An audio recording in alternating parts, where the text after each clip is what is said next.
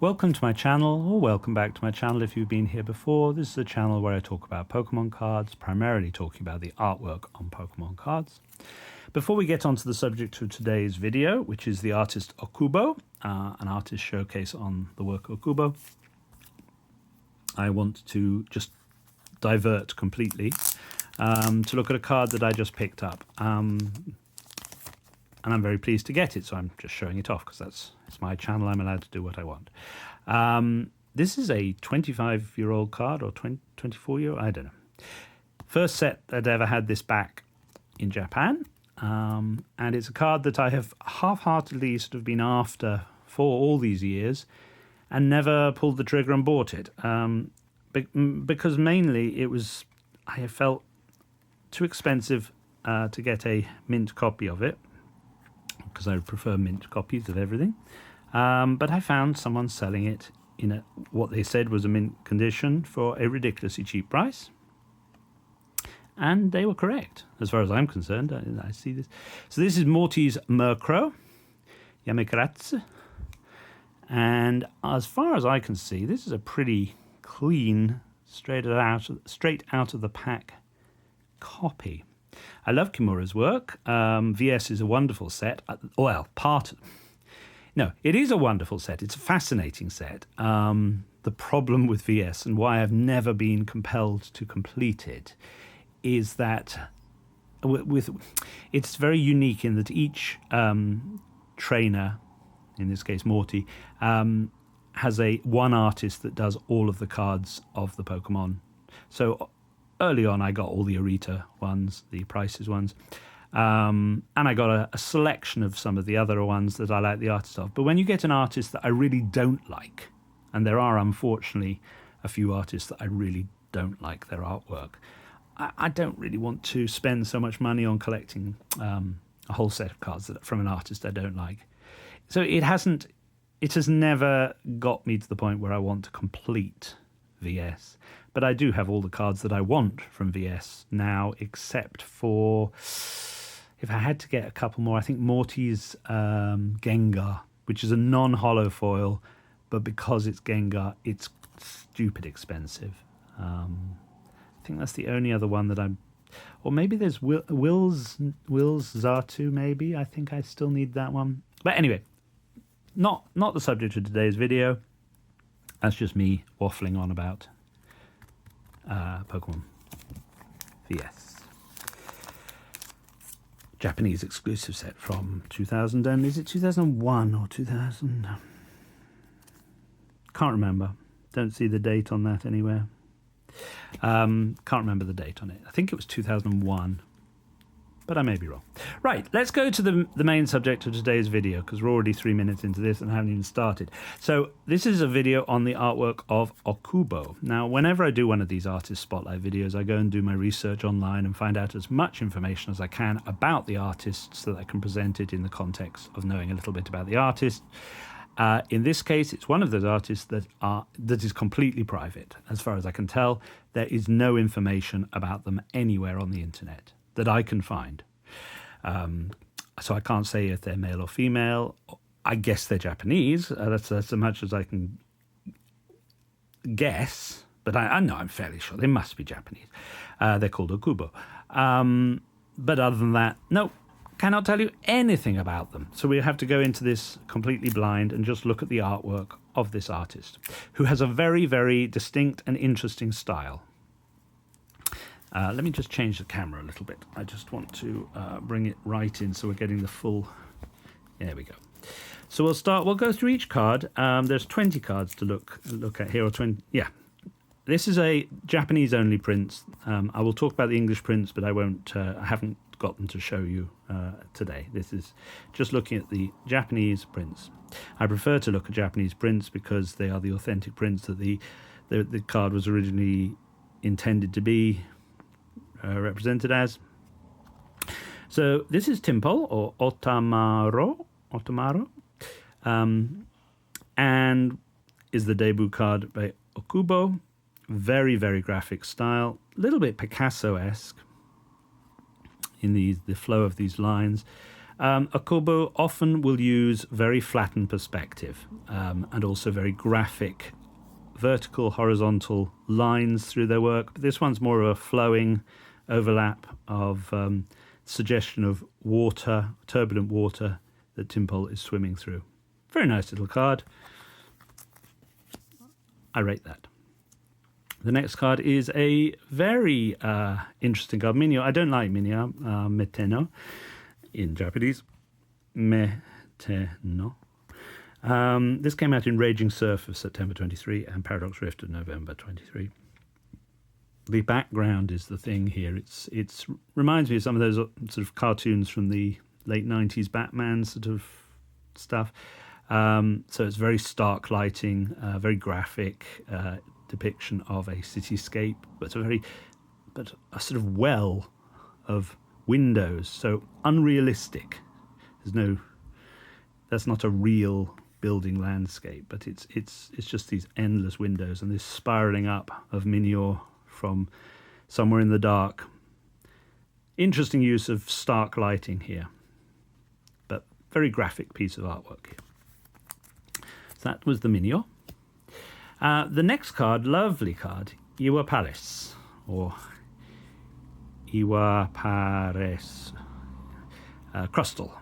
And what is going on here? We've got this, it's a cliff face. I did originally think it was a cross-section through the earth of a burrow, but it's not, because you've got this grass grows here. So it's a cliff face with this weird S shape, or whatever, winding gouge out of the cliff face that you've got all these crustals hiding in, and there are 7 of them in there. Can you see 7? But there are 7 crustals. There's 1, 2, 3, 4, and there's 5, 6, 7, all stacked up in the darkness there. So there are 7 crustals.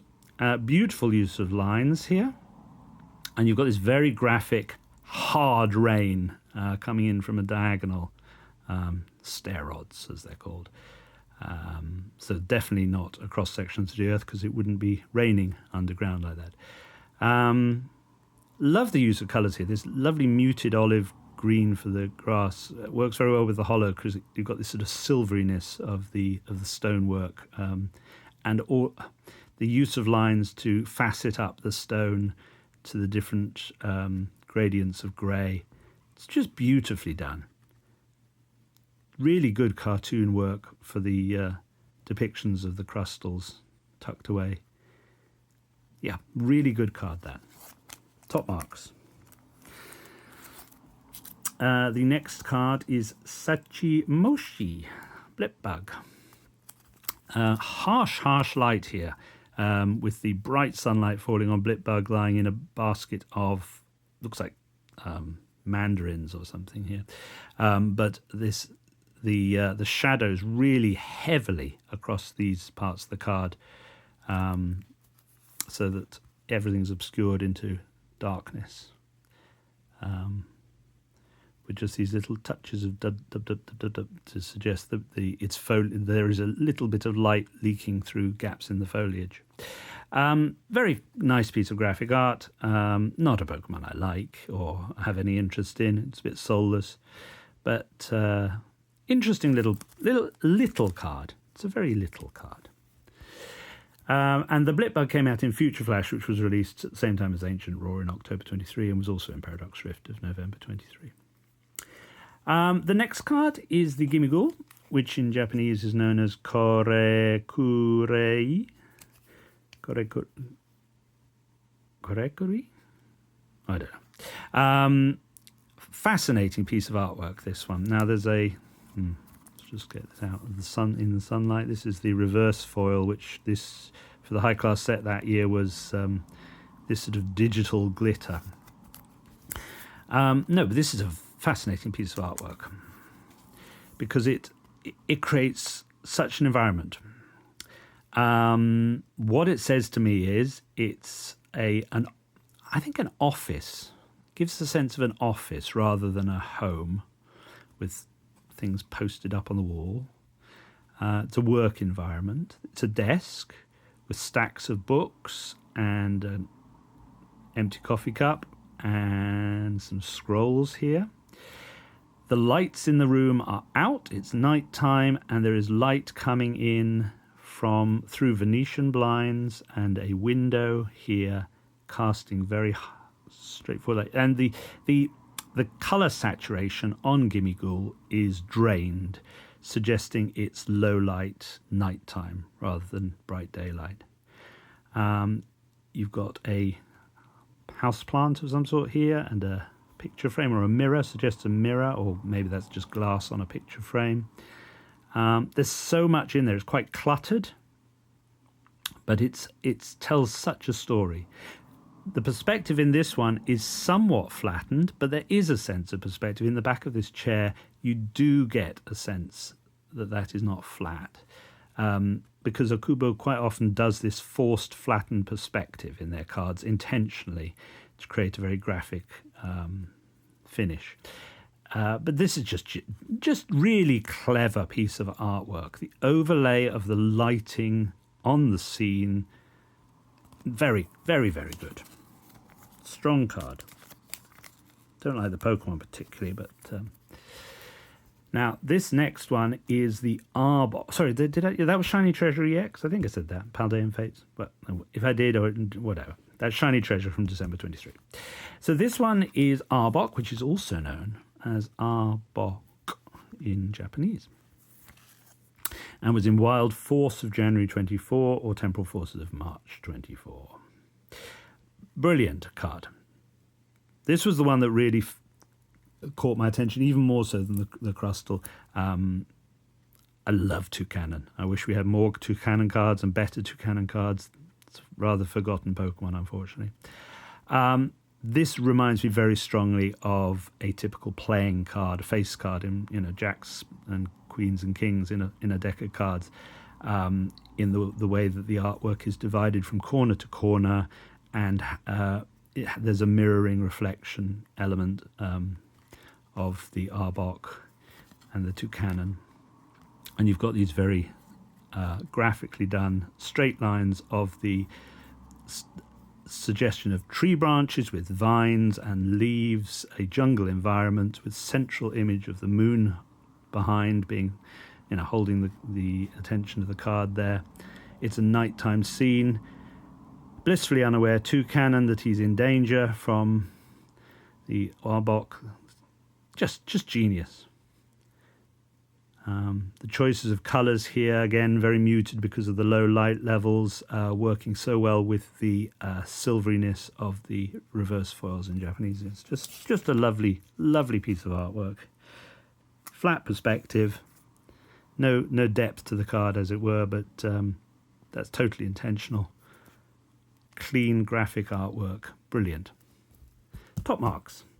The next one is a Wiglett, and this also came out in Wild Force, same set, and Temporal Forces, and is known as Umi Diga. Oh dear. God. Umi Diga. Da. Umidigda? I don't know. I'll have to think about that one. Now, this is a slight oddity because it has a lot of the typical things that you see in Okubo's artwork, which is a use of verticals and horizontals and repeating patterns and straight lines. But it isn't straight. He could have chosen to make these background Wiglets, which the ones we can't see the faces of. He could have made them dead straight up and down like a picket fence, but then I suppose they wouldn't have looked quite organic enough to be Wiglets. They might have been mistaken for a fence. So they've all got a little bit of a wiggle, but this little one is further down, and we can see his face. It's not a particularly interesting card, but it's not a particularly strong piece of artwork, perhaps, but it is somewhat interesting to me. Again, a very desaturated colour palette on this. Yeah, and you've got the reflections here in the water of all the different Wiglets. So, Yeah, I think no. I'm not going to make suggestions to how I would have done it, but because I am not the artist. It was their choices, but it's an interesting thought process behind it. Now the next one is the Probopass from Crimson Haze of March 24 and Twilight Masquerade of May 24, and Probopass is called Dinos in Japanese, and this is a very typical piece of Okubo artwork. You've got this very sort of. It's a little bit reminiscent of, what did we have earlier? Reminds me a little bit of this in the layout. So the architecture that we're seeing in the background has a feel of Aztec architecture to me. Again, desaturated colours, suggesting a sort of shade. You've got very bright light falling on some of the stonework in the background. And Dinos has his three little orbital things that go around him are just having a little nap or downtime in the background. But it's a beautiful piece of artwork. Yeah, I like this a lot. I like the line work, I like the colour, and I like the layout especially. I think it's a fascinating take on what is usually seen as a very unattractive Pokemon that nobody particularly likes. I kind of... It's very ugly Pokemon, but I kind of like Probopass. At least it has some personality. I think Nosepass doesn't really have a lot of personality, but because it doesn't have eyes. I think the eyes add something, but the little hat that goes up and down. Yeah, silly Pokemon. Silly Pokemon. Darmanitan is known as Hihidaruma. Now this is lovely. Look at this. This has a feel of 1970s graphic art, wallpaper or whatever. It's fascinatingly put together. The choices of colour, this teal, greeny blue in the background with his oranges, and Darmanitan sort of bouncing off the walls at an odd angle, very strongly outlined and separate from the background, but also incorporated within it. And you've got these strings of abstract... Well, there's a sort of suggestion of a staircase with railings with these repeating patterns of the white... Yeah, whatever. Fascinating piece of construct to this. The sun mirroring the balls. That's graphic art. And it's very, very successful. Really beautiful card. Again, a Pokemon I really quite like. Gen 5 had some great Pokemon in it, but that's a very strong card. As I say, it's got a real feel of 70s graphic artwork to me. Early 70s, late 60s, early 70s.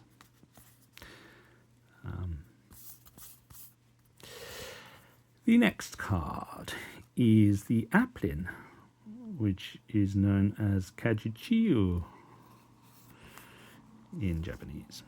Now this has got flattened perspective, but now this is an interesting piece of artwork. So you've got Applin.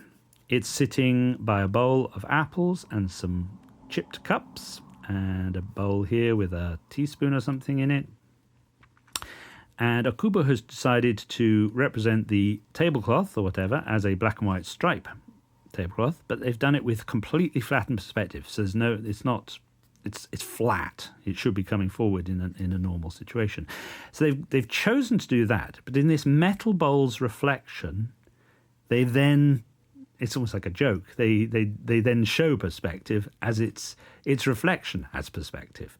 And that, I think, is fascinating. They've got a window reflected here in the bowl. Applin is reflected in the bowl. This is a plate, because I think we can see a plate here with... it is a spoon, isn't it? Yeah. So I love cards like that, which are so cleverly thought out. Again, very muted colour palette here.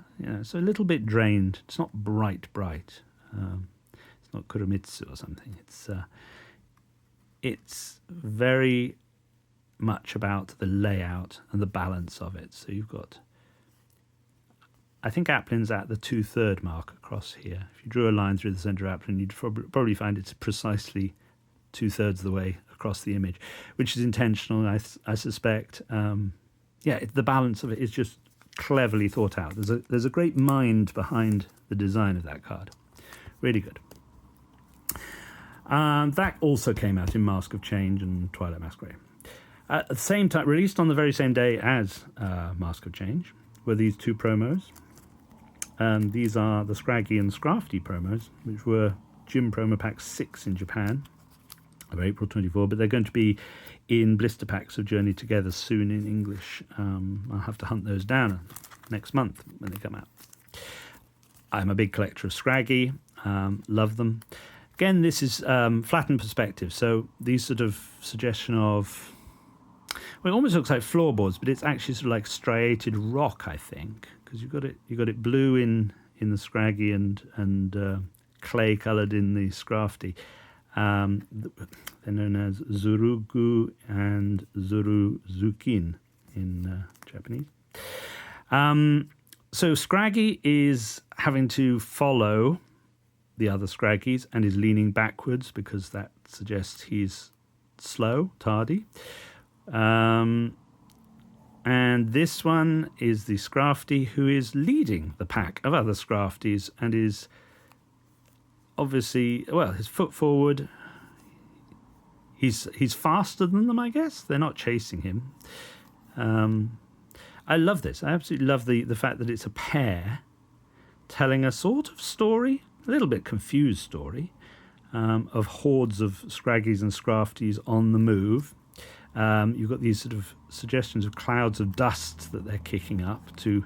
There's a cartoon way of showing movement of lots of things. And it's just, there's no perspective in these lines. There's no vanishing point. They stay flattened, which adds to the sense of it being graphic art, as does the consistent line work or the thickness of the lines. And you've got this very strong light falling across the character that we're focusing on, with the other characters in a half light in the shadow. Brilliant piece of artwork.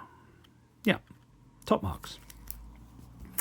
Now we get to a creepy card. Sleep, Drowzee, Surip. This came out in Night Wanderer of June of 24 and Shrouded Fable of August 24. And what that says to me is a restaurant, I think, with these little tables and flowers on tables. Yeah, it's got to be a restaurant. But the lights are out in the room, and maybe it's closed, and there's this lurking Drowzee who's just standing there by a window with light from street lights coming in through the window in the middle of the night. There's a malevolence to it. I just don't know what the story is. Yeah, very creepy. And not a lot of colour in there. I mean, he's chosen... they. I don't know if it's a male artist. They have chosen to use the colour of the windows and the tops of the tables to be roughly within... and the flowers to be within the same colour palette as Drowzee. So there is no variance in the colours, really. It's a very, very narrow field of colour that is being used in that card. Interesting. Can't say I like it a lot because it is so creepy, but it is interesting. But again, flattened perspective. There's no vanishing point of these windows. They stay the same. And the plate on the table and the table I suppose is an oval, which suggests perspective. But the plate feels, doesn't have it's slightly not on the same. No, they're flattened to our point of view. Yeah, interesting. Sorry, this video is going on way too long. It's because the artwork's so interesting on these cards to me. Nobody's watched this. What are we looking at now? We're looking at Tamatama Exeggcute. And again, flattened perspective. They're bouncing down the stairs here with all their little faces being slightly different and having different personalities. These lines on the stairs that have no vanishing point, have no perspective, flatten the whole background. almost make it look like Venetian blinds, but it's not. It's a staircase. The breakup of the fields of shadow and stuff and how it interacts with each other is very interesting. These extra added in lines, downed lines to create just interest for the eye in the different areas of green. A lot of shadow on the faces of most of these Exeggcute, except this one that has no shadow on its face. I wonder why that. What's causing the shadow on that one's face or that one? Yeah, interesting. But this one is the one in the spotlight. And desaturated colours. Interesting. Right, that was in Super Electric Breaker, by the way, of October 24 and Surging Sparks of November 24. This is Iron Crown, which is known as Tetsu no Kashira. Tetsu no Kashira. Incredibly intricate piece of graphic flat art. Totally intentional. The moon is partially hidden behind... This has a feel of... Where are we? Yeah. The playing card aspect of this, the diagonal lines, because the flow of this card is got its diagonal. So the way that, like graph paper of squares used as the negative space of the class. I don't know. It's just fascinating how they've put this all together. The line work is all these silver lines. The Iron Crown is totally straight side on here. One leg lifted, standing on clouds, these lines. It's all, very, very graphic. Brilliant. Fascinating card. And all done in blues and silvers except for the yellow of the moon and these touches of yellow that appear in Iron Crown. So that's a lovely card. And that was from Terrestrial Festival in December of last year and was in Prismatic Evolutions in English of January 2024, along with this one, which is the reprint of the Wiglett, which we've already looked at the artwork, so I won't talk about it anymore. And there was a regular, a Pokeball reverse, and a Master Ball reverse of that. Let's just have a look at the texturing, what they've chosen on the texturing of this one, actually.